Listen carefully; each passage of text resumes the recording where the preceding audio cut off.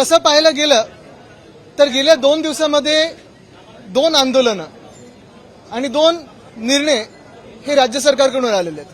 पहिलं आंदोलन आमचा जो इशारा होता की 25 लाख विद्यार्थ्यांसाठी आम्ही रस्त्यावर उतरू, कारण 11वीच्या प्रवेशाचा घोळ जो घातलेला आहे ह्या शालेय शिक्षण खात्याने आणि ऑनलाईन ऍडमिशनच्या पूर्ण जे काही आपण पाहतोय कंपनीनी, लगेचच त्यावेळी पहिली यादी लागली. त्या यादीमध्ये अजूनही घोळ आहे. आणि दुसरं म्हणजे हिंदीची सक्ती पहिलीपासून जे करणार होतं सरकार, त्याच्या विरोधात नुसते विरोधी पक्ष नाही तर पूर्णपणे आपण पाहताय रस्त्यावर मराठी माणूस उतरला होता, संपूर्ण महाराष्ट्र पेटला होता आणि मुख्यमंत्र्यांना तो GR त्यांचा मागे घ्यायला लागला.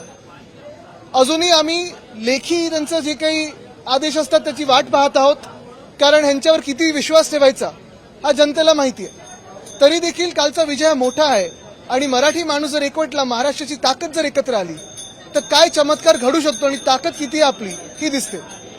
त्यांच्या सक्तीसमोर महाराष्ट्राची शक्ती जिंकलेली आहे. आदित्यजी, रोहित पवार जे आमदार आहेत त्यांचं असं म्हणणं आहे की 2 भाऊ एकत्रित येणार याची धास्ती भाजपनं घेतली आणि म्हणून त्यांनी 100% घेतली. आणि मला वाटतं हे संपूर्ण महाराष्ट्राने पाहिलेलं आहे की 2 भाऊ एकत्र येऊ नये म्हणून भाजप असेल किंवा एशनची गट असेल किती प्रयत्न करत आहे. किडनी कामगारांचा प्रश्न आहे. उद्धव ठाकरेंनी निर्णय घेतलेला आहे की जल्लोष करणार आहे ते. आमची राज ठाकरेंनी मात्र अजून जाहीर केलेलं नाहीये की ते या सभेत सहभागी होतील अथवा नाही. तुम्ही आवाहन करा. बघा, एक महत्वाची गोष्ट आहे की ही जी एकजूट आहे 5 तारखेला दिसणार होती आणि तीच एकजूट दिसावी. महाराष्ट्राची ताकद काय आहे, शक्ती काय आहे ही आमची खरोखर इच्छा आहे. आणि काल आपण पाहिलं असेल जनता देखील जे सोशल मीडियावर व्यक्त होत आहे ती हेच बोलत आहे की मोर्चा असेल किंवा विजयाचा मोर्चा असेल हे सगळ्यांनी एकत्र येऊन, अर्थात त्याच्यात बनसे देखील आहे आमच्यासोबत, त्यांनी येऊन करावा, कारण महाराष्ट्राची शक्ती ही दिल्लीला दिसली पाहिजे.